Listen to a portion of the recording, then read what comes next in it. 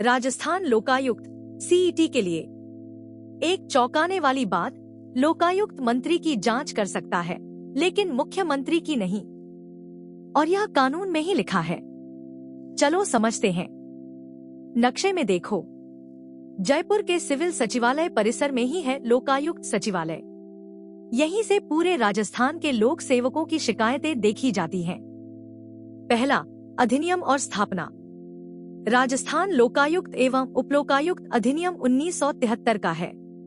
यह 3 फरवरी 1973 को लागू हुआ और लोकायुक्त की नियुक्ति राज्यपाल करते हैं। राजस्थान लोकायुक्त संस्था बनाने वाले शुरुआती राज्यों में से एक है। दूसरा, कौन दायरे में और कौन बाहर। मंत्री तथा अन्य लोक सेवक लोकायुक्त के दायरे में आते हैं, लेकिन मुख्यमंत्री दायरे से बाहर हैं। अधिनियम की धारा 2F में साफ लिखा है कि मंत्री का अर्थ है मुख्यमंत्री के अलावा अन्य सदस्य, और न्यायपालिका भी इसके दायरे से बाहर है। तीसरा, कार्यकाल का उतार चढ़ाव।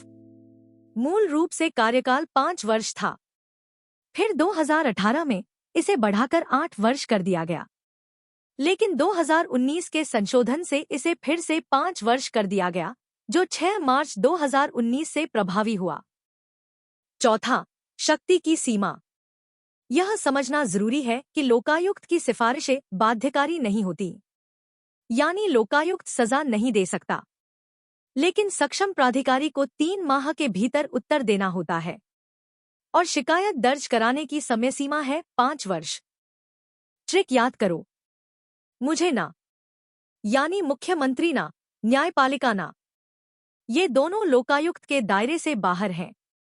और याद रखो, अधिनियम 1973, कार्यकाल 5 वर्ष। परीक्षा की दृष्टि से अधिनियम 1973 लागू 3 फरवरी। नियुक्ति राज्यपाल द्वारा। मुख्यमंत्री और न्यायपालिका दायरे से बाहर, धारा 2F। कार्यकाल 5 वर्ष, बीच में 8 किया गया था।